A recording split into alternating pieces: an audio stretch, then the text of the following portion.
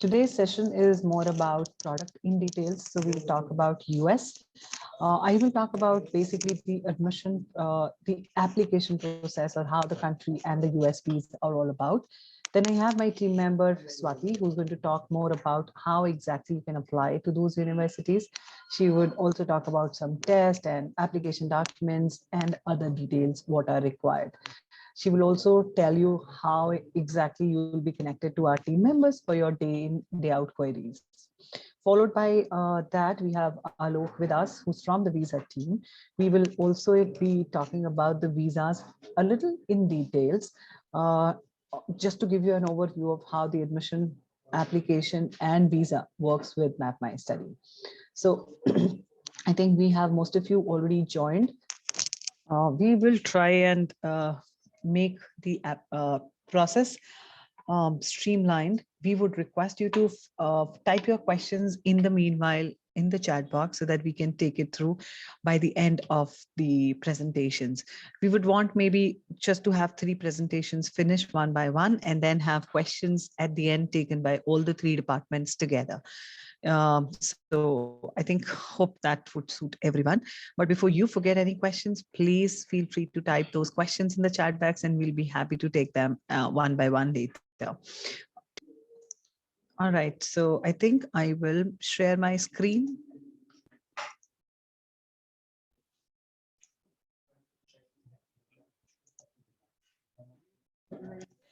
In today's presentation, we are going to take you through USA and we'll talk about the basics of the country, the reasons for students choosing USA, the part-time rights, work rights, and also we'll talk about US education system a bit. We also would highlight that what's the distance between the major states, the time difference with India, and finally we will touch upon the OPT or the post-study work visa rights with US. US, the regional map clearly tells us is divided into regions, which are the Northeast, which is the combination cities, which is New York, Massachusetts, etc. We have down south, which has Florida and Texas in it. We have Southwest, which would have parts of California, also Arizona. And then we have Northwest, which would cover the states which are Oregon, Washington, and Midwest, which is also a combination where Ohio, Illinois, etc. are there. Since US is geographically so big that students, parents, and families, they look at combinations of various factors, right from the proximity of the state, also to the cost of living, and also the availability of the course, which we believe is the primary factor for choosing a university and the state. Moving on to the actual map for US. So the number of states are marked on the US map as the stars. So I'm sure everyone knows how many states are there. Do type in your answers in the chat box and we would love to acknowledge if that's correct. The different states which are marked here are the combination where the universities are present.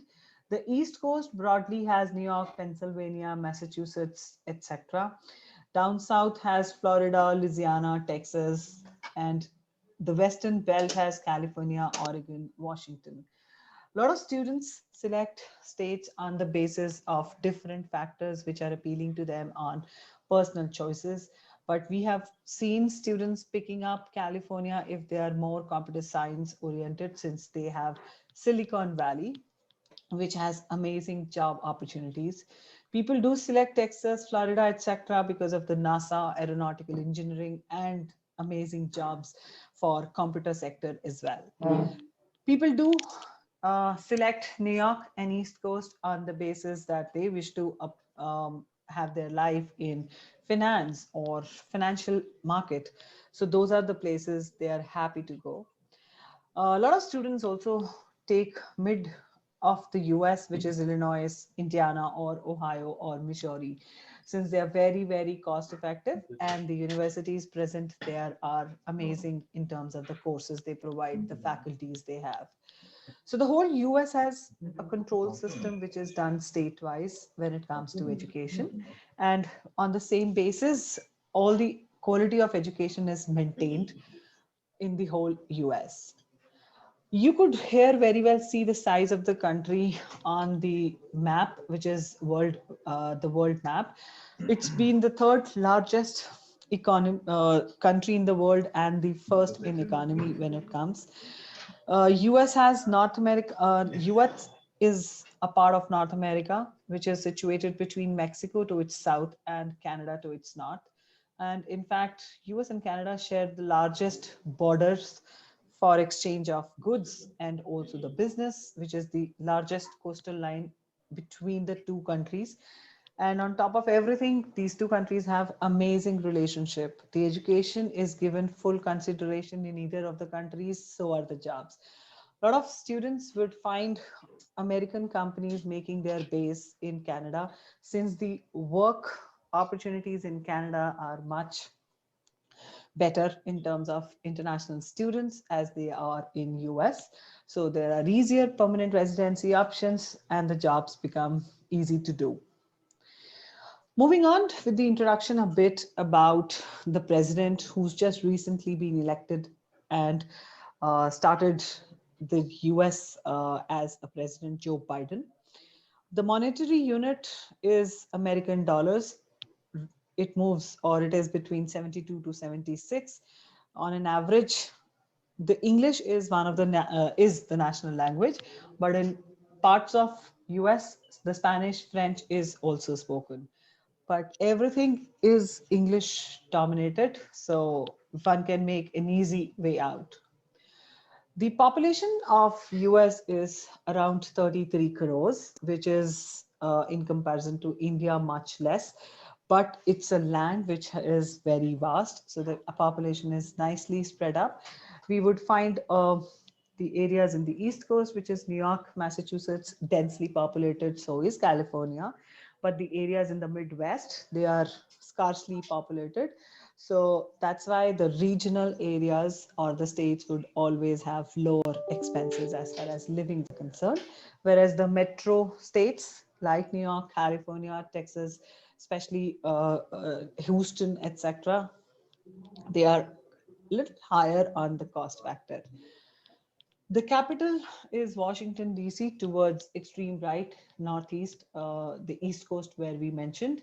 That's where the president lives, and that's where the political reins are. Popular cities are many. We've just mentioned a few: California, New York, Chicago, Houston, Washington, D.C., etc. So all those are very favorite of our international students. The national bird and animal are bald eagle and bison. The seasons of US and the time zones is something which you must understand before selecting the country. The summers are between June and August, like we have in India, and the autumns are between September, November, which is almost the best weather to visit US. Neither cold nor hot. But the winter, which is between December, February, and extends till April, actually goes quite chilly, especially in the East Coast, up US, which is the upper belt of US, sharing the border with Canada. The spring also is one of the best seasons to visit US between March and May. The country exponentially is so big geographically that it has 9 time zones, and each from east to west, the time difference is around 3.5 hours between the two states. Why US could be a great choice? Please feel free to type your answers in the chat box. We will happy to address and add to what it makes US a great option. There are some benefits of US listed here, but there are so many others. Even if we wanted to, we could not really quote it here. But US is having the most liberal system of education, which necessarily means that students can take civil engineering with a music majors. Students can take psychology with definitely maybe a chemistry or a dance as majors. So all that is very flexible, available to students. That's why it is called the most liberal system of education. Students go in for a 4 years bachelor's, include two majors, and finally get degree in both the majors. So it really depends on the choice. If the student studies a STEM course while he selects, which is science, technology, engineering, and mathematics, he gets a stay back up to 3 years. Otherwise, the stay back is 12 months. So, in case students are going for STEM courses, you can get an extension of 12 plus 24 months, which is almost 3 years. World-class research facilities are available at bachelor's and master's levels, PhD especially. The universities are almost 4,000 plus in number when it comes to America. Most of the universities are research oriented, and even at undergrad level, US is one of the only country which gives you amazing research opportunities being an undergrad student yourself. It is one of the largest economy, has agriculture, education, energy, healthcare, high tech, service industry, space explorations, etc. So needless to say, US rules in some of the domains where the other countries are still making their pace. It's a very safe learning environment and absolutely cosmopolitan, multicultural environment. And the reason behind is that in a university of a good size, there can be students from 150 nationalities, making the whole cultural worth experiencing. Scholarships is something which I didn't mention and we will cover in the later slides, that US is one of the only country to offer scholarships which can be from zero to full tuition fee waivers as well. Just to give you a little idea about the country comparisons, US is almost 11 to 25 lakhs in comparison to the other traditional countries we recruit for. The state universities can be as low as 10, 11 lakhs, and they can go as high as 25, 30, 40, 50 lakhs as well. The duration of the postgrad, which is the master's, is 2 years in US, and the undergrads in most cases is 4 years. While we have seen the students who are academically advanced can complete their education in 3 years' time as well. The English proficiency test, which in details I will cover in the next slides to come, is mandatory for post graduation, while a student who wishes to go for a transfer admission or bachelor's admissions can get a waiver as well if he applies through us. The visa approval rates are amazing when it comes to USA. The interviews happen for all the students, which means the student, if he's aware of why is he going, that's the best way forward to get a positive interview results. So students should have complete details of the courses they're going, the university they're going, the expenses involved, what is their future plan after finishing the course. If those are there, the visas are absolutely nice and smooth. Our team prepares or helps in preparing for visas as well. The spouse visa approval, I've just mentioned it, but in US, unfortunately, uh, even if the spouses go with the students, if they want to, they cannot work part-time or full-time. The US education system a bit, I would want to just highlight. So it is somewhat similar to what we have here in schools up till high school, which is this orange line. So you complete your 12th here and then we go for a bachelor's degree. Generally, associate degrees are the terms which are used for American education. We from India do not really promote them much. And the only reason is that we believe that there are high chances of visas when you go for bachelor's degree directly. Student definitely can go for transfer degrees when it comes to US. So you can definitely take in the first, second, or third year maximum. If it is a transfer admission, you have done a decent education here from India, and then now you wish to go for a foreign degree and you want to complete the last 2 years or last 1 year or last 3 years in US, definitely that's possible.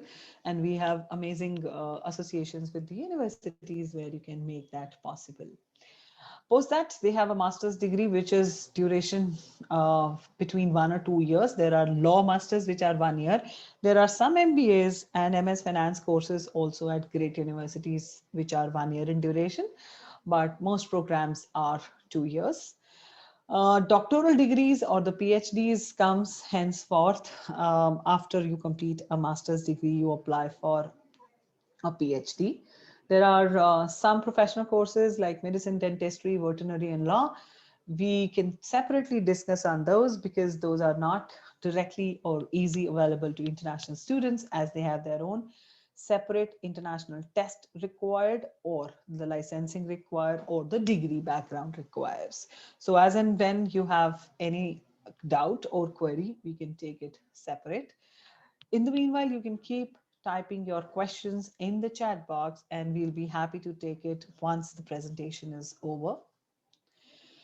The types of institutes in US are broadly just two: the liberal arts universities, which are the combinations of private and public universities, more giving bachelor's education, and the universities which are research based, which is also a combination of public and private, but have courses until PhD or research available. There are community colleges where I was mentioning in the previous slide that associate degrees are very common way of going for higher education, especially in terms of students who are studying in US, especially the students who are born or have US citizenship. All of them go for associate degrees more, which we have seen that not much high chances of visas are there, because those are just first 2 years of your graduation. And most of the times we see higher chances of visas when we go for complete full bachelor's degrees. Talking a bit about the intakes, January is the small intake, while September is the major intake. A lot of US universities do have May intake now, started for past few years, considering that the exam cycle in India varies from board to board and from state to state. So that's why we have now a few universities giving May and October, November intake as well. But of course, there are a lot of limitations on these intakes. So you can connect with us separately if you have some specific choices. But September majorly is the time when the student gets all the universities available for all the courses. We also see that there are a lot of scholarship chances when you apply for the major intakes, and also because of the availability, you would have more chances of getting accepted also. The spots which are available more will give you high probability of getting accepted to the same university. The timeline to apply is 8 to 12 months prior to the intake you wish to go. So if you're in the final year, that's the time you apply, or if you're in class 12th, that's the time you apply for US, especially for bachelor's and masters. Again, the structure of education a bit more clearly. Community college is something which we would want you to just maybe ignore. The universities are 4 years bachelor's program. We actually can get a 2.5 to 3 years of optional practical training. And then student can move on with graduation, the master's, and also avail another OPT after you finish the next course. So in total, what maybe we want to tell after this slide is that a lot of students come to us that they have different perceptions of why would we want to go US. So you can actually take a break after bachelor's, do your job, and then move on to the master's, or you complete your undergrad, go for job, and then go for masters, and then go for job again. Somebody who's interested for PhD can actually go for PhD as well. The types of English proficiency tests which are acceptable are many, but from India, we have seen technically IELTS, PT, and TOEFL works more, while there's another test which has come up very well because of COVID, the Duolingo. So IELTS is the test conducted by British Council, and IDP validity for all the tests is 2 years, and the band score is between 1.0 to 9.0. It works on the scale of zero point 0.5. The duration is 2.45 minutes for 3 modules. It has reading, writing, speaking, and listening. So the speaking happens on a separate day, separate time. So that makes IELTS complete. IELTS is also available computer based now with IDP. One can select that because that gives you easier date to give the test and also faster results in 3 to 5 days. Whereas the normal IELTS academic, the results are declared in 11 to 14 days. The PTE again is out of 90. A decent score in IELTS can be 6.5, whereas PTE can be 58 on a scale of 90 for a bachelor's course. And for a master's, it can be a 62. But between 58 to 62, that's fine. And so is the IELTS. Approximately similar time duration for this test as well. TOEFL is a more US based test, though works on neutral accent of English. Scores valid for 2 years. The range score is between 0 to 120, where each of the 4 modules is out of 30. So a decent score of 79 is expected for a bachelor's, and in some cases for masters, it is a score of 90. For some programs, especially the law, etc., a higher score of 100 is also expected by some universities. TOEFL can be registered online and you can give it at the Prometric Center. You can control sending of scores from the website. So everything is at computers hands away. This is just a sample of English proficiency tests. First one being IELTS, looks like this. Second one being Pearson. And the third is the TOEFL, looking like this. All you need is the passport, valid passport for the identification for giving any of these tests. Moving on to the standardized international testing, which is the SAT or ACT for undergrad bachelor's level, in some cases for transfers, but in most cases, SAT is waived for past 1.5 years because of COVID, and otherwise also the colleges are looking at reforming. The SAT may not be required as mandatory for most of the American universities. But if it is a combination of mathematics and English. The maths is more on quant, and critical reading and writing, which are the combination, are under the verbal section, which is the English. The scores are out of 1600 and the score validity is 5 years. Average or decent score out of 1600 can be a 1210, 1250 at least. And this kind of a score can also help student to get some scholarships. The GRE and GMAT are required for postgraduate program or master's level programs. GMAT more on the management side is required for business affiliated programs. Maybe that's business analytics or MBA, or in some cases, MS Finance, etc. A lot of times the technical programs like engineering or MS business analytics, finance, etc. can also accept GRE in lieu of GMAT. Both the test scores are valid for 5 years. Both the test score measures your verbal reasoning and quantitative skills, and also have an analytical writing and critical thinking section. The GRE is scored on a scale of 340, and the average score is 300 to 310 for a decent university.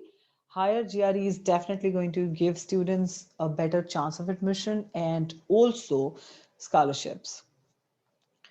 While GMAT is aimed to measure the analytical writing and problem solving abilities, the test is on a scale of 800.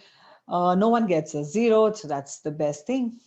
GMAT score is valid for 5 years. The average scores are 600 on a scale of 800, and the scale used is 10.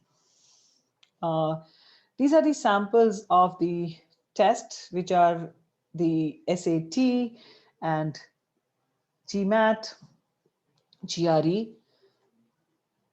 Uh, just moving on with this slide a bit, there are some students, those who apply to great universities, but may not get admissions in the same, or there can be the category of students who thought about applying to US universities a little late, or there can be some set of students, those who applied to Indian or any other place for university admissions, somehow didn't like it.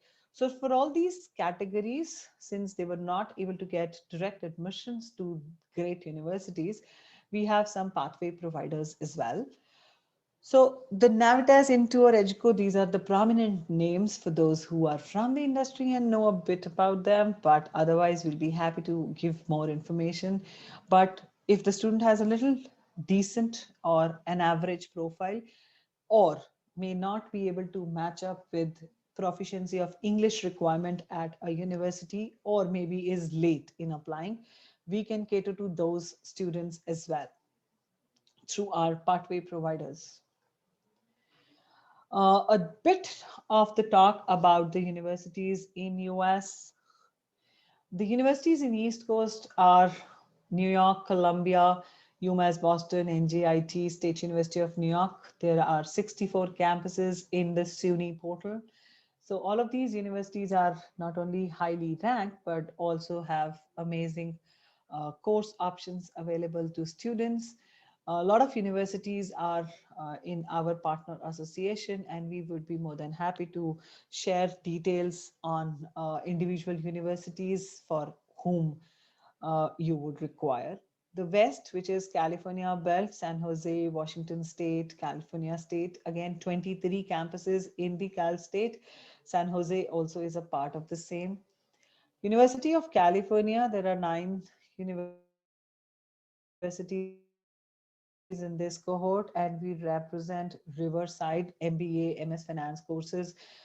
It's a great option, especially when it comes to getting yourself at a California based universities, which has amazing culture and also great jobs as a promise. Universities in down south, Georgia, Texas State, Texas A&M, Louisiana State, Florida. In Florida, there are a lot of universities like University of South Florida, which is a public research university, which comes in tier 1. And also universities like Central Florida, University of Texas, also has multiple universities, for example, University of North Texas and Texas State, which has the maximum number of courses available for international students. Some scholarships are also available for all these universities. In the Midwest, University of Illinois Chicago, which is the second best campus of University of Illinois. The first campus is Urbana-Champaign. So it's a city campus, which means you are in the city and you can actually enjoy not only the hustle bustle of the city, but get the best education. For all the students who are from metro cities in India, or the families, those who do not really want their kids to survive in a suburban type of campus where everything goes off after 6 p.m., this is the place or the university to be. So you can definitely be safe and yet studying in one of the best universities. Kent State, I would just take a minute to talk about the university. It's based in Ohio. It's a great public research institution. I am sure everyone is aware of LED, which was a revolution a few decades ago. Now we've got better versions of LCDs. So the LCD was invented at Kent State. So that's a high research university. And with our partnership, Kent State we are very proud to state that Kent State also gives up to 100% scholarships to students, those who are deserving, especially because of their merit. And we definitely would be happy to assist for applications for Kent State. A lot of times the students get placements within the city state, or in the US because of the degree they earn at Kent State within the first few months after they finish the course. Similarly, Colorado State or Embry-Riddle Aeronautical University, which is having multiple campuses, one in Arizona, the other in Florida, and there's another one in Singapore. Great courses in business or anything related to aeronautics, this is the place to be. University of Florida, again, I was just covering these when I said for South Central Florida and South Florida. South Florida is one of the top research universities in Florida. Some popular courses which we think are choices for Indian international students can be engineering, undoubtedly, and business. A lot of students apply for IT and MBA, which are again part of engineering or business. Pure sciences, a lot of students make their way as this leads to research also. A lot of interest I have seen for public health programs or health related programs. But let me just reiterate here, the nursing or the MBBS or the vet, that's not available directly in US. There are ways to get it, so we can separately connect on that.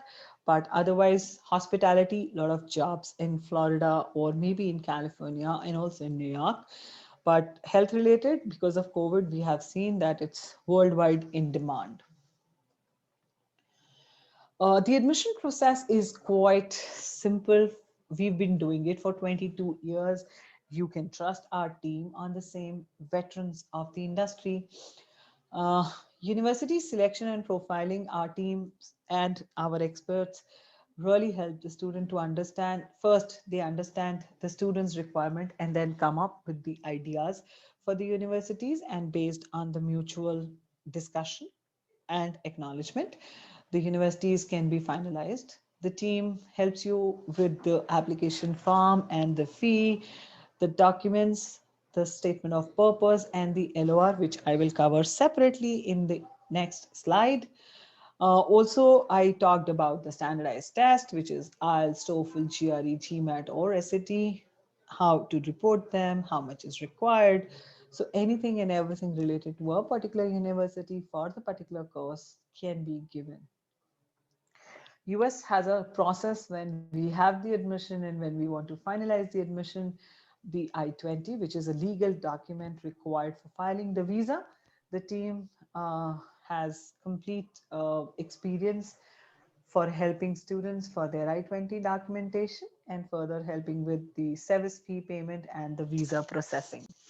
So all in all, as I said, there's a whole team working at the back end, which is given to all the students so that they can select the university of their choice, apply, get them offered, and help them apply for visas. Different parameters, as I was just mentioning in the beginning of the slides as well, taken into consideration for selecting the institutions can be geographic area, because US is huge. The academic and career goals, courses required to be done, the educational background students come from, the scholarships, which is one of the important criteria. As we all understand from India, the finances play a vital role when it comes to going abroad. So, and US is one of the only country, believe me, which can give you scholarships beyond imaginations for all deserving students. The scholarship can be need or merit based depending on the university and the course you're applying. Required standardized test examinations, SAT, GRE, GMAT, TOEFL, IELTS, PTE, and now Duolingo. Duolingo also is an English proficiency test which is taken into consideration for past few months, just because the IELTS and TOEFL were not working in full capacity.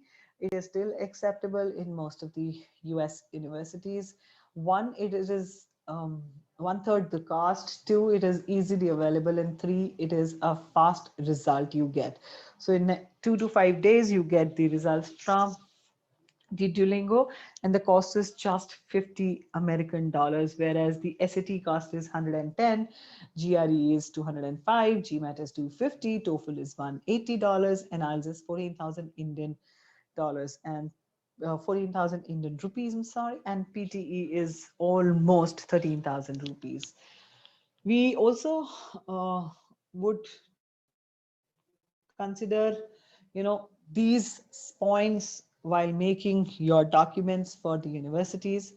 The statement of purpose, which is the most important document when it comes to applying for US universities. And the only reason is that you are corresponding to a university representative who's going to decide on university's admission for you. He really goes through the SOP very, very minutely. So the SOP is your personal story, which is to be read and clearly depicting your goals of higher education. Why should you be a right candidate for that particular university? So it should address the topic and not exaggeration of your life. So why are you interested for a particular course? What background do you come from? How exactly you will be a right fit to the university? Please do not copy. That is plagiarism, and plagiarism is crime when it comes to North America. In fact, all the countries now take plagiarism a serious offense. You should not look for anybody's work or help. Do not share your SOP with friends, family, for whom you cannot trust completely, because that is your unique work.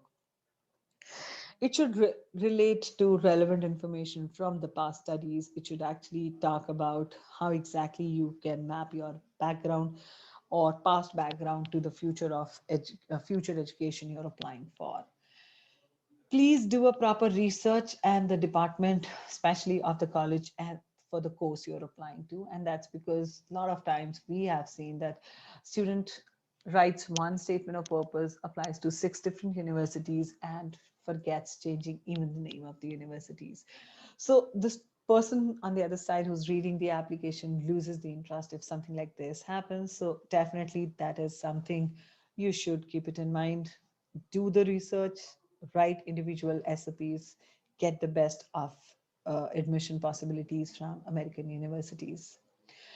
Get in touch with the alumni and the faculty. I am sure that is a great step and time investment you would do, especially when it comes to writing a statement of purpose based on what you got as a guidance from somebody who's actually got educated.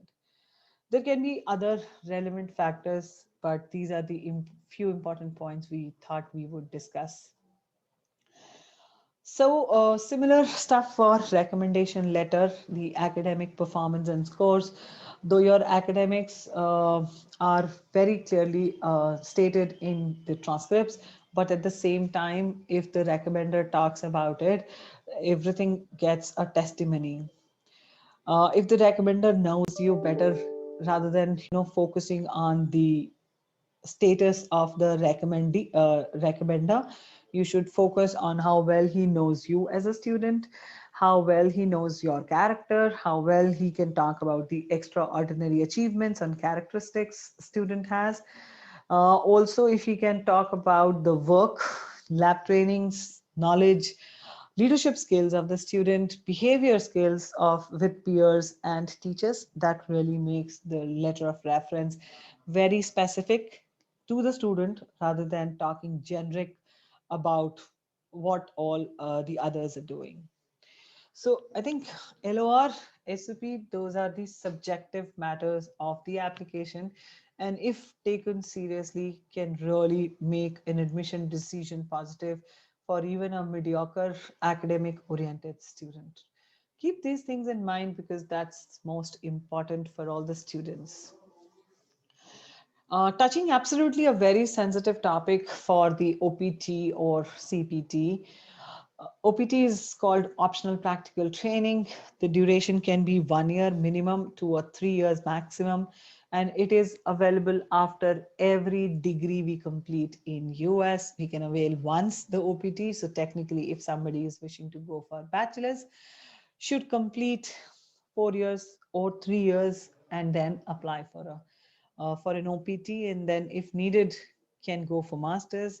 If you get a job after you complete your education, it is always suggested to go for the job. One, that helps you to understand what you learned through theory in the bachelor's, and two, when you start working in the environment, uh, in America especially, you would understand that what kind of details or requirements are expected out of a degree. So one can use the experience earned through a theory in the practical environment through job.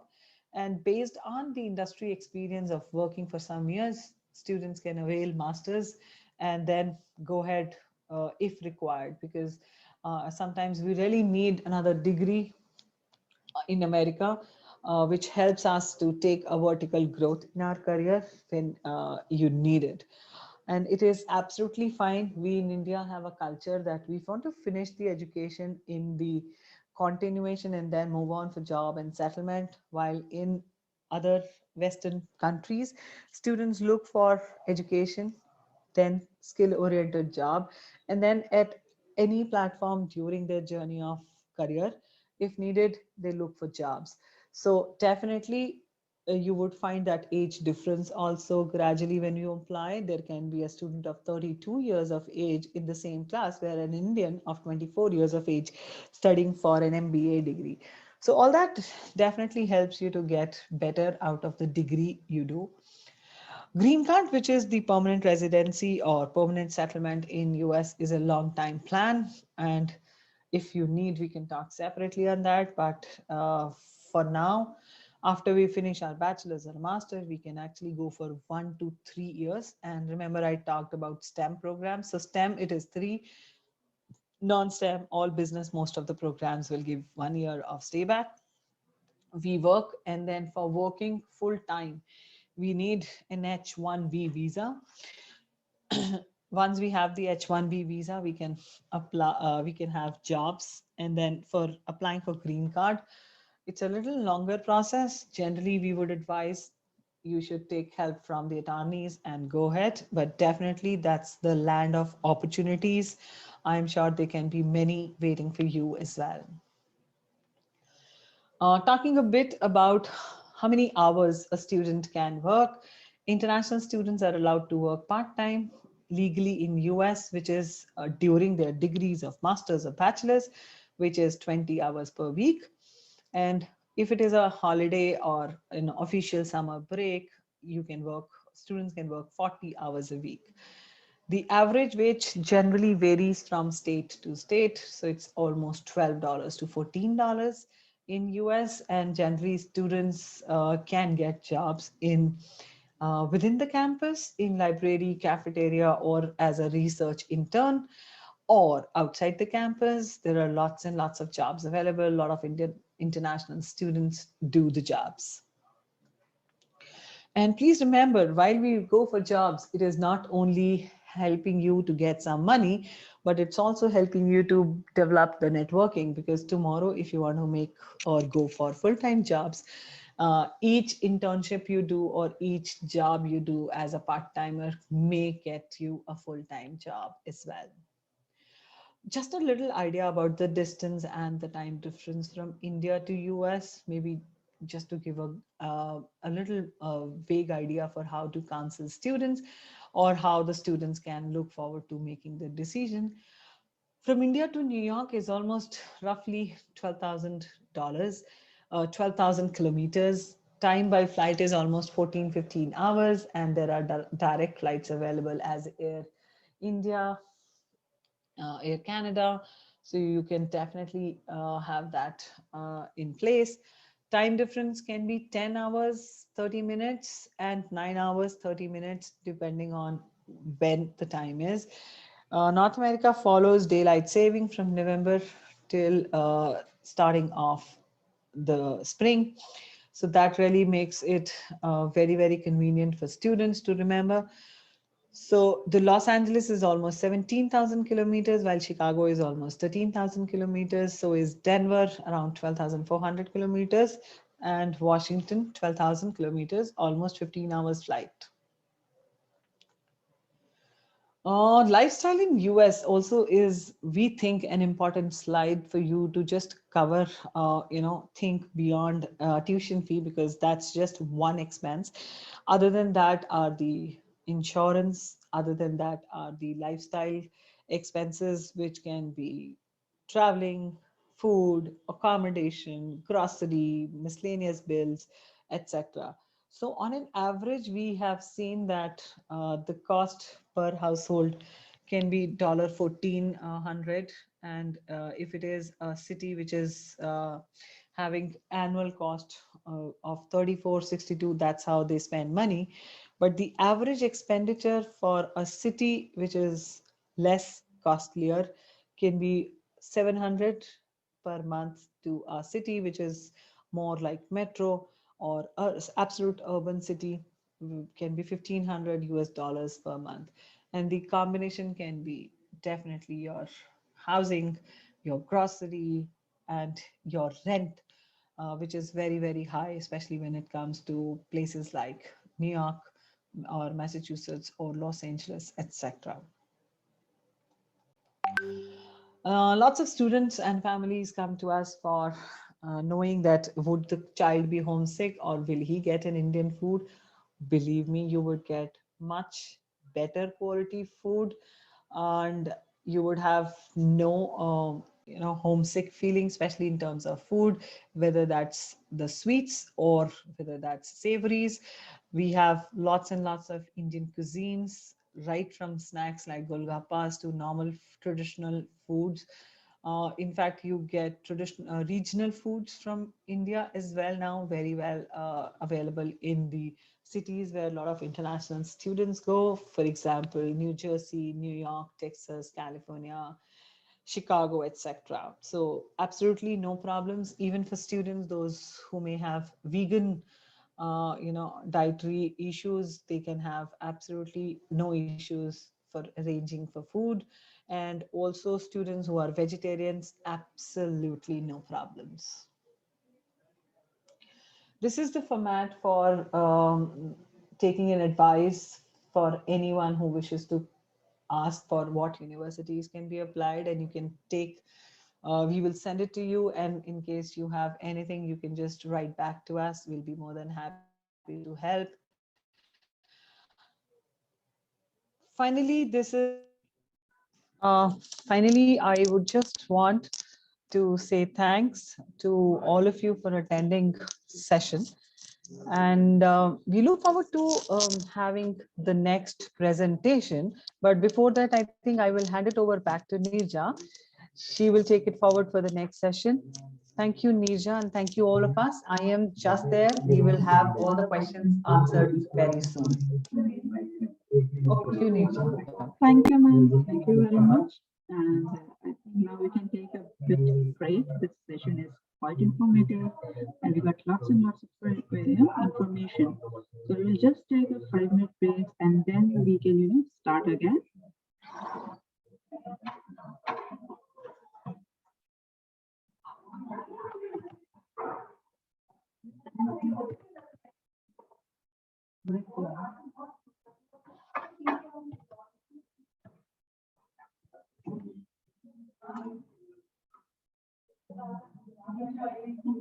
Moment.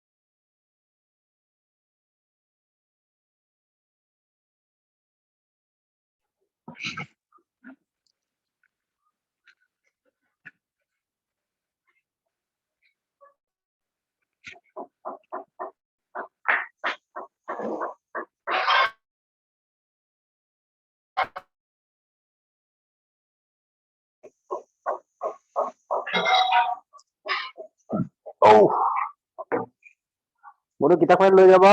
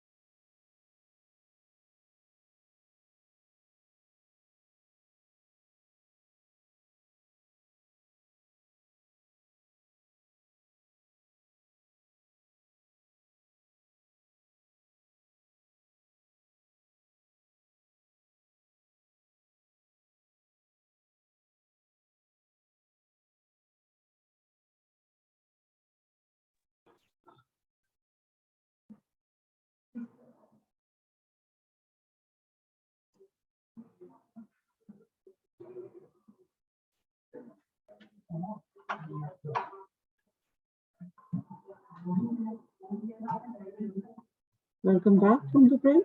Is everybody there?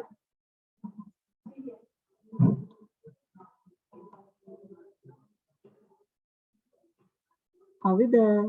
Gopalji, Srikanji, are we still there?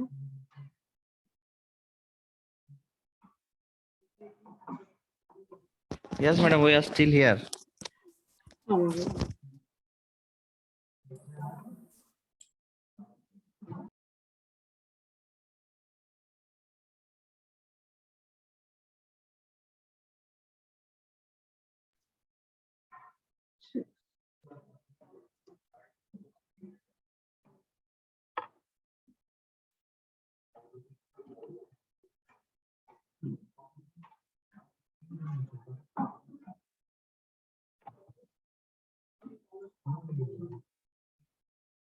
Hello.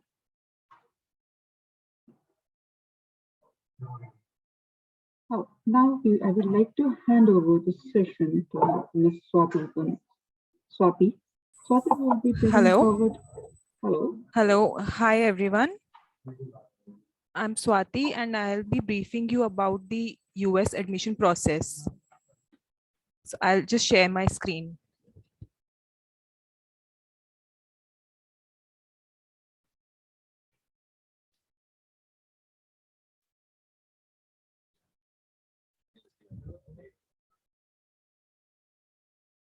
So there are two ways to process an application in US. One is paper application and one is online application. So in paper application, you need to provide us the completely filled application form of the university along with the original scanned documents of the applicant. For an undergraduate application, we require 10th and 12th mark sheet and passing certificate, English proficiency result, and passport copy of the student. For a master's application, we require the bachelor degree mark sheets and passing certificate, 10th and 12th mark sheet and passing certificate, English proficiency result, CV, SOP, LORs, and passport copy of the student. If the student is having any work experience, then we require those documents also. After receiving all the documentation, we will assess the application and then we will process it to the university within 48 hours. If there is anything pending in the application, then we will let you know within 48 hours. After processing the application to the university, we will get an offer or the outcome from the university within their turnaround time. Few of the university. Hold for a second. Swati, please hold for a second. Sure. Right? Just wait.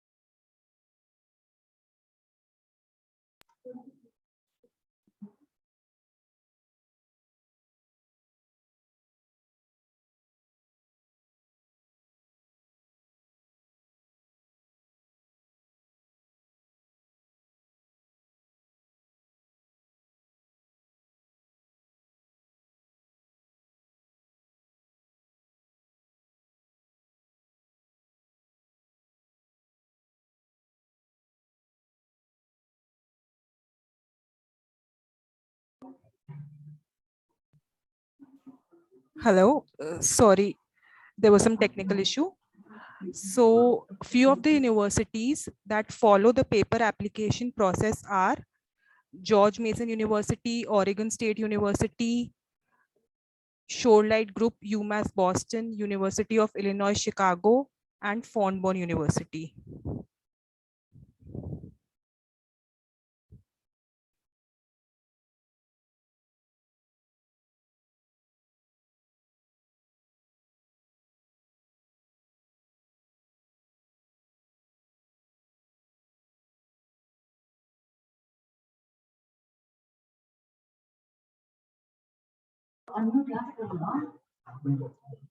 Swati, you're not audible. Hello?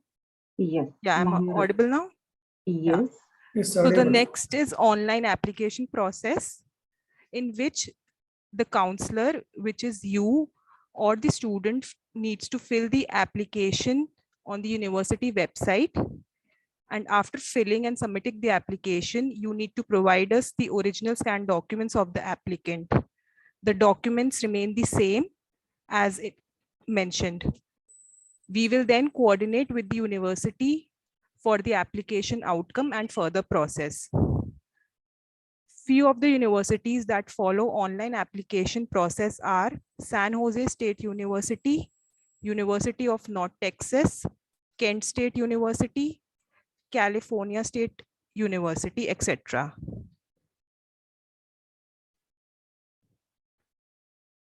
So in online application process, majority of the universities have application fee, but for few of them, we have fee waivers. Few of the universities which are offering application fee waivers are like Northern Arizona University, Shorelight Group, Into Group, and Study Group. Indian bachelors 15 or 16 years. So 15 years of education means that when a student has done a 3-year bachelor degree after 12th, like BA or BCom, and 16 years of education means when a student has done 4 years of bachelor degree after 12th, like BTech. So some of the universities accept 15 years of education in US, like Kent State University, Adelphi University, University of North Texas, and DePaul University. And majority of the universities accept 16 years of education. So these are the application assessment factors on the basis of which we assess an application. First is eligibility, in which we check the academics and English proficiency of the student. Next is relevancy of course applied, in which we check the educational background of the student, if the student is applying for a program that is relevant to his educational background or not. Gap in studies. If a student has 3 or 4 months of gap, then that is acceptable. But if a student has 6 months or more than that gap, then we need documentary proof or SOP. Next is work experience and extra curricular documents. If student is having any, we require those. This is our process flow. Once the student finalizes the university in which they need to apply, you need to collect all the documents and application form from the student and then upload it on our CRM platform. The documents are as mentioned for undergrad and master's program, and there are some supporting documents which are required for US universities like SOP, CV, 2 or 3 LORs, that is letter of recommendation. Once you assign the application on CRM, we will assess it and then let you know if the application is okay. We will process it to the university or else let you know of any pendings. I'll repeat once again, our turnaround time is 48 hours. After processing the application, we'll wait for the outcome from the university.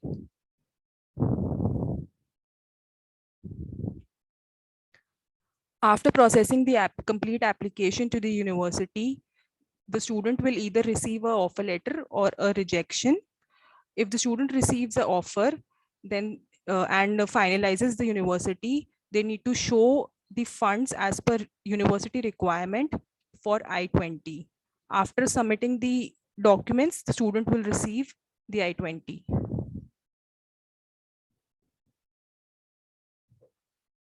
Here are some samples of the reference documents we have made. In these documents, the basic information of the university is given, like the location, the campuses, the popular programs, admission process, and I-20 requirements. We can share these documents with you if required.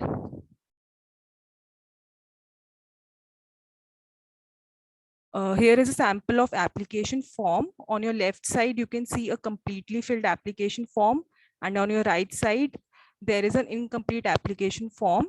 So we will request you to please always provide completely filled application forms to avoid any delays in the application. Backlogs. A backlog is used to refer to the number of failed courses that haven't been cleared. And a backlog certificate is a sheet issued by your academic institution that has details about your backlogs. So if a student is having any backlog in their bachelor degree, then they need to provide a backlog certificate. Here is a sample of offer letter and I-20. The offer letter is on your left side and an I-20 is on your right side, which is issued by the university. That's it from my side. You can ask questions after the next presentation. Thank you. Thank you, Sati. Thank you very much. And now I would like to introduce Mr. Arup. We will be taking the discussion further. Hello. Hello. Yeah, very good evening to everyone. Hello. Good evening, Alok. You're audible. Yeah. Thank you very much. Today I'm going to let you know about visa process for the US. So let me start the screen sharing.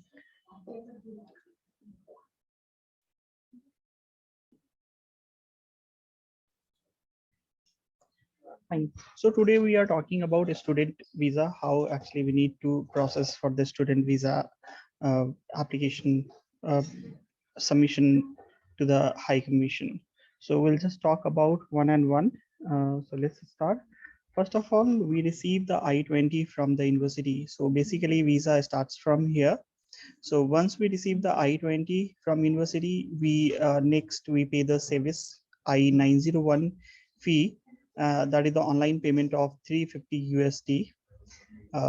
Then we fill the application form, which is known as DS-160 form, and that is also filled online on US Travel Docs. And once we have filled the DS-160 form online, we submit that application form. So we get a receipt of DS-160, and then we register and create a profile online onto the CGI Federal website. And here we proceed one and one, and then we need to pay the visa fee of $160. Once we have paid the $160 visa fee payment, basically to the Axis Bank or Citibank branches. So next day, we can schedule an appointment with visa application center and then provide the biometrics. So basically here we need to schedule 2 appointments, one with the OFC center, which is also known as VAC, visa application center, for the biometrics, and another we need to schedule with the embassy or consulate for interview session of the student. So simultaneously we need to take care. This biometric will be at least a day ahead, and needs to be a difference of 1 day between the two. So once we have registered or scheduled the appointment for both, then a student visits on that particular date for biometrics at the visa application center or OFC center. And next day, let's say if he has been scheduled for visa interview, so he will attend the visa interview at consulate, and then student will wait for the visa decision.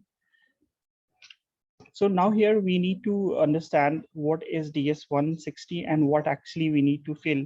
So it's a visa application form, and prior filling this form, we need some of the documents which are mandatory, that is the passport, I-20 from the particular institution, parents detail, PAN card of both parents required, as date of birth is also required, then academics and work documents of the student, then 2 reference details, their name, address, contact number, email ID.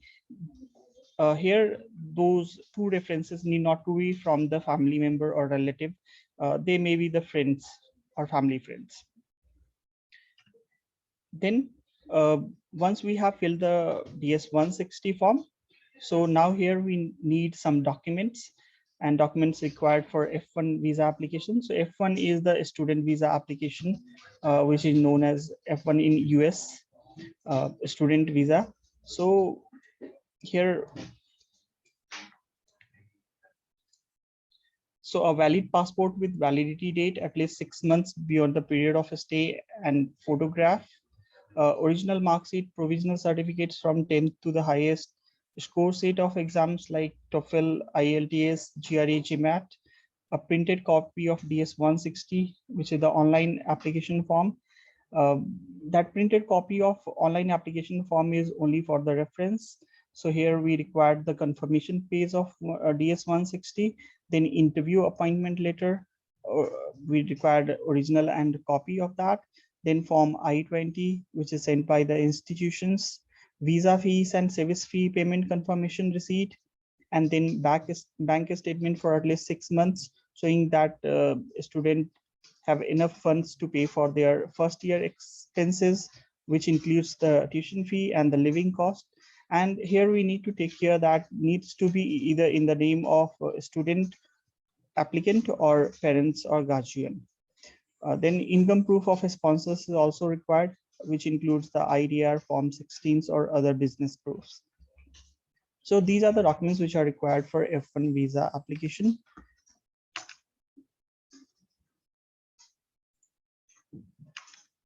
Then we also required one document which is known as self-affidavit, and that is for our use, Map My Study use. It needs to be on a notary paper. Photo must be affixed with cross signature of students and parents. Then detail should be filled according to the documents, and students should read the content and then sign it. Name, place, date, country needs to be filled completely on this self-affidavit. So this is also another requirement. So this is all about the visa process. So here we are open for the questions.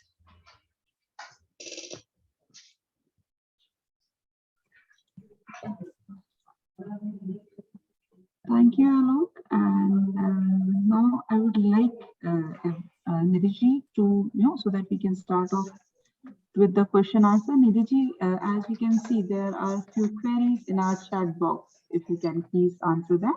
Yeah, thank you, Nirja. Thank you, Alok and Swati, for a valuable information session. I was just trying and answer a few questions already. So Karunesh, I'll start with yours. The university list which we showed in the presentation, which I did, is a mix of both. 70% of those universities are partner universities. However, there are some universities which are non-partners. So we just wanted to give you a glimpse of where or which location the universities are located. Once we go ahead in the time to come, we will share the list of universities with you across all the countries. So you would have a list already with you. If it is not yet shared, I'm sure you're going to get it very soon. Also, a continuing question Karunesh has is, do we have medical courses tie-up? So yes and no, both, because it's not much in number. So we have an amazing contract with St. George, Grenada, which has a tri-country kind of association with us. Students can do medical courses in 3 countries with the clinical rotations in USA as well. So obviously, now that we are associated with you, you would keep having periodic emails from us. Some mails are there weekly, while some are fortnightly and monthly. So you would keep having the information sessions also, and especially St. George, Grenada, that has an amazing course of medical for the students who are international. So I think we would love to share that information as well when you have students. But in other countries, most of the times we do not have tie-ups, because clinical entry is a very different process than an engineer, business, psychology entry. Karunesh has another question. Does paper-based application accepting institutes do not receive application online from Common App? That's a great question, Karunesh. So for example, every university has a process of making an applications. Some universities give you a platform where you can choose either to apply directly, or you can use a Common App, and Common App only is used for undergrad basis. So for example, Kent State University, you can apply through Common App, absolutely easy and doable. Once you make the application, you can share the login credentials that you have submitted the application by this name, email ID, and the university tags us as their recruitment partner.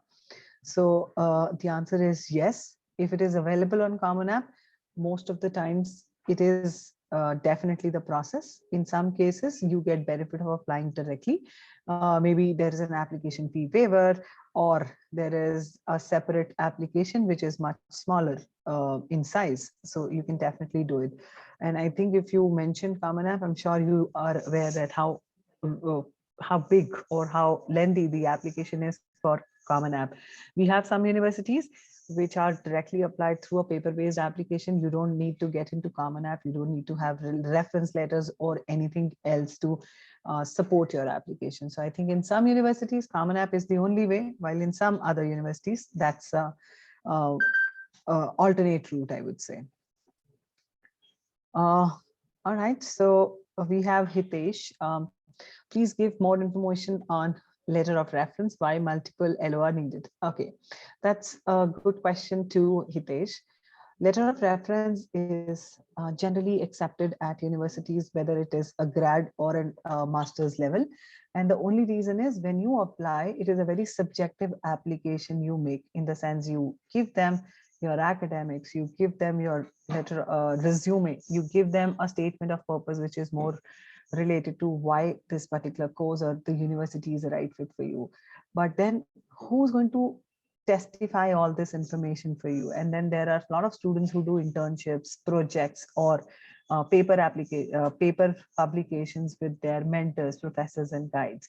So that is what the university, especially in America, wishes to see, that the person who's taught you, so that's one who can recommend you, the person who's actually done, let's say, mentors, who has been a mentor to you, or who has actually done a lot of other things with you, maybe a project participation, or has been a tutor for you for 10 years. So all those can be definitely your recommenders.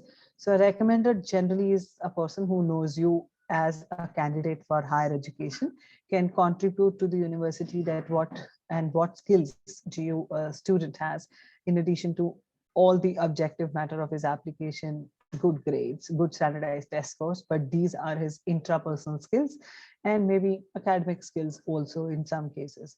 So LOR also is a third party's view for your candidature, which is well respected at universities abroad. I hope that answers, Hitesh. Otherwise, you, Karunesh, are more than welcome to just raise your hand. You can unmute yourself and then you can ask us if we still need to give you more explanation on any of the queries you have raised so far.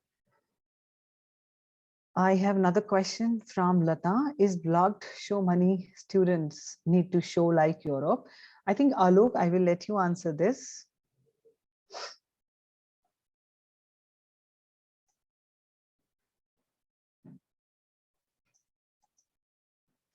Okay, I think we're missing Alok anyways.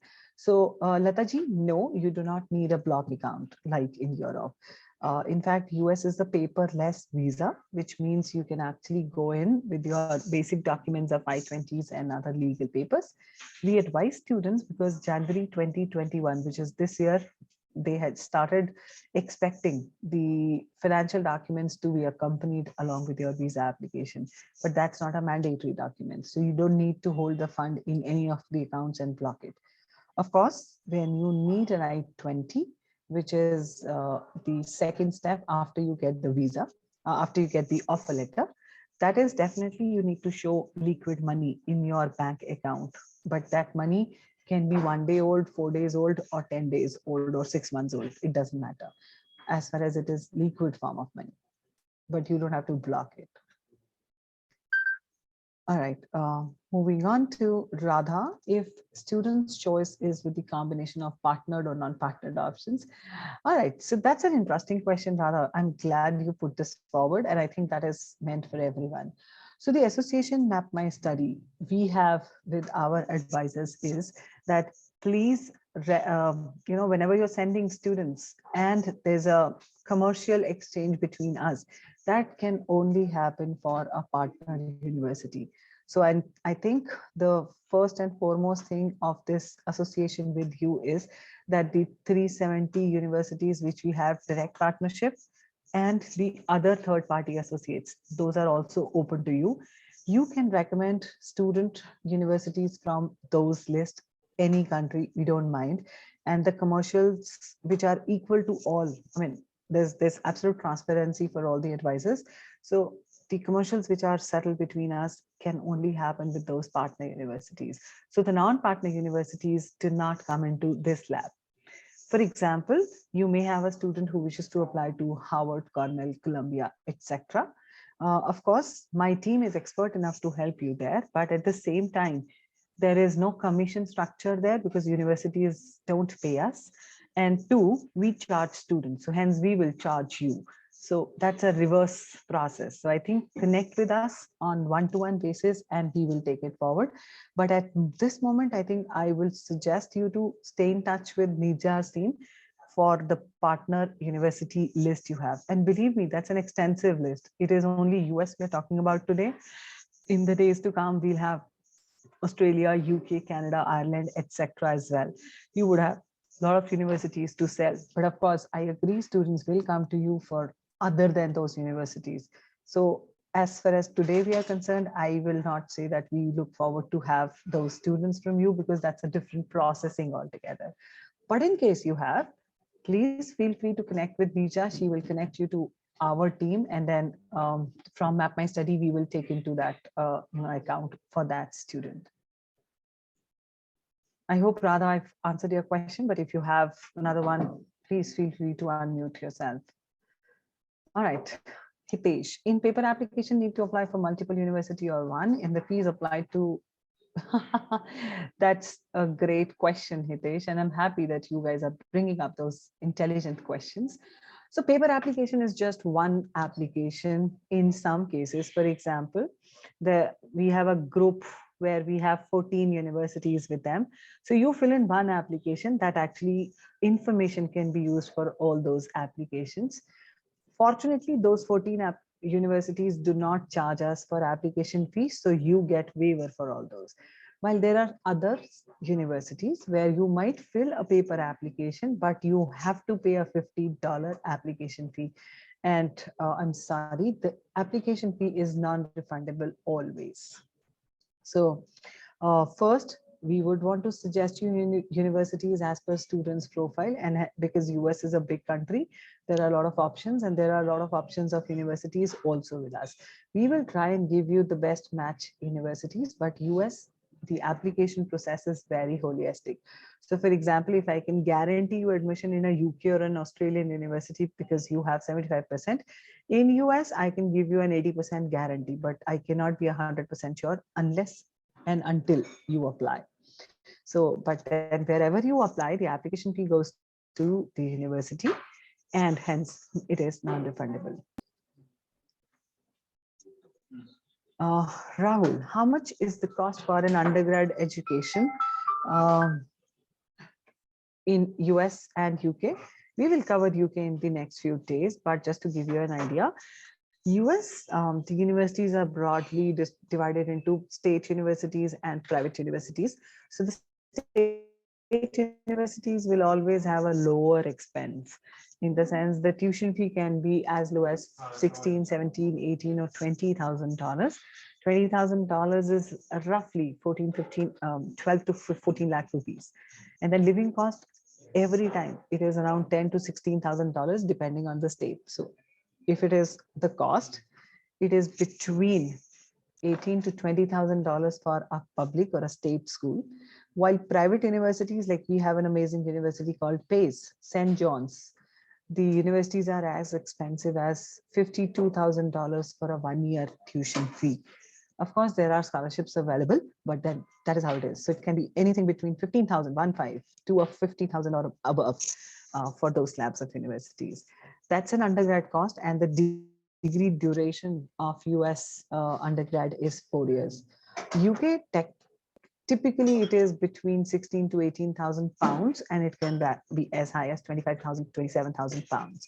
So that is the variation you would see, but we are going to talk UK in more details in the coming week. All right. I think I don't see any other question. If you see, please let me know, Nirja. I am not able to see any further queries in the chat box, so I would request all my advisors, if you have any queries, any doubts regarding the US process, we can discuss right now. Arvind sir, Suryakanth sir, any queries or doubts that you are having regarding the US process? Radhaji, Lataji.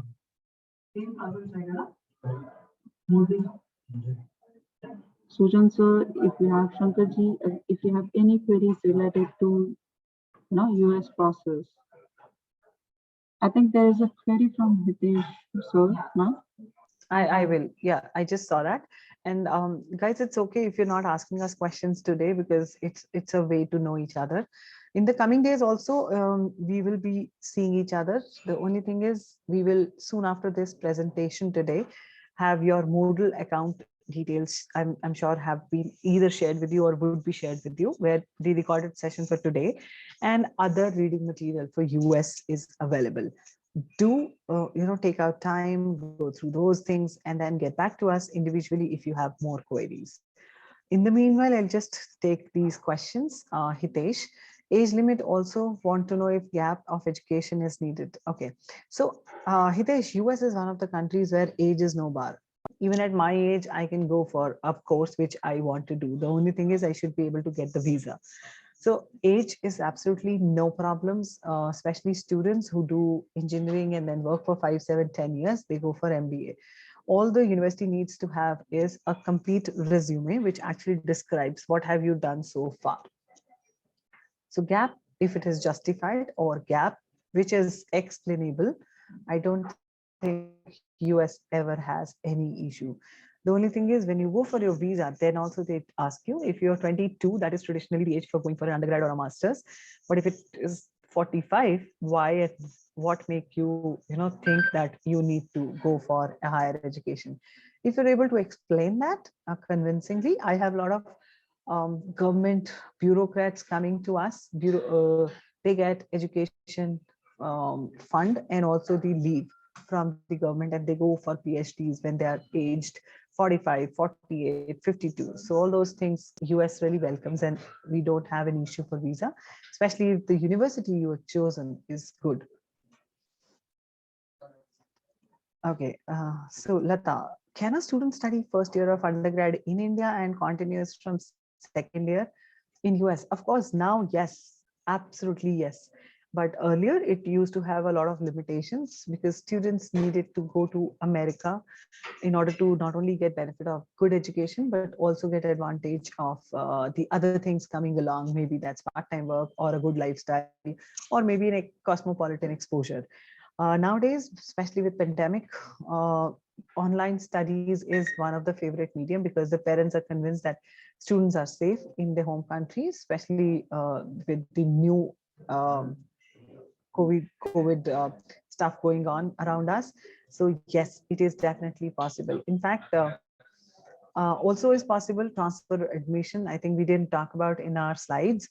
So if a student who started Delhi University or Ashoka University or Plaksha University or Amity University and finds that it is not a right fit for himself, or maybe his parents convinced him to take first year in India or bachelor's in India, but somehow in the first year he realized, hey, this is not my cup of tea. I cannot study in an Indian atmosphere with Indian peers.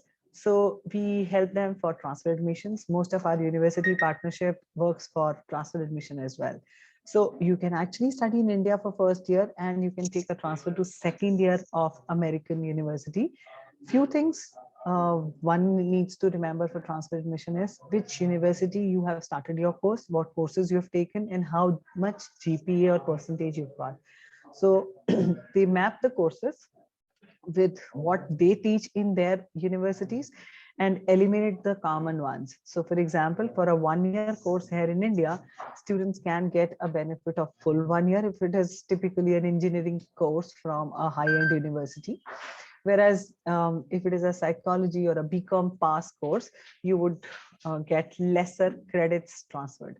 In fact, that brings me to another point. Now, US education is all about liberal system, means you can actually pick engineering with music, or you can pick sports management with psychology.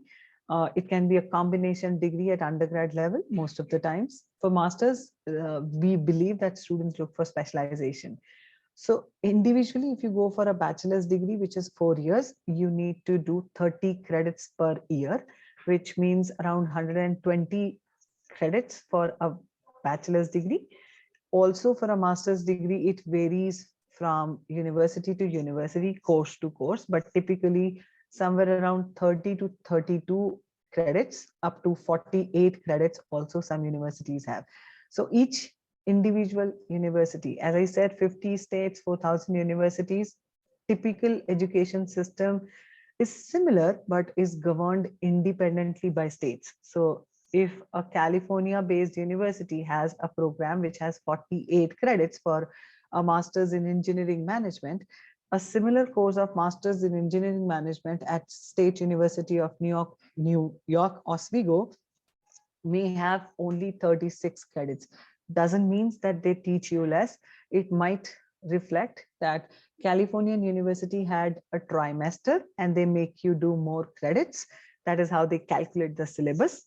Whereas State University of New York calculates the syllabus in a different way. So you would have a comparable education tomorrow. If both the students are standing in the queue for the jobs, it is considered as similar because that's university's point of view of how they have designed their syllabus. So syllabus is nothing but credits, which means the courses you study for your undergrad every semester or every year. So I hope I'm able to address that. But of course, for those who have done US before, I am sure they are little aware of these terminologies like credits or GPAs. But if you are not, believe me, it is just a beginning. I was absolutely at your place some time back. So we all can learn gradually with each other. Yeah. Over to you, Neerja. Thank you, ma'am. So any more questions, advisors? So we can take forward those queries right now. If you have any doubts, any queries that you're facing right now, you can just raise hand so that you can unmute and ask those queries.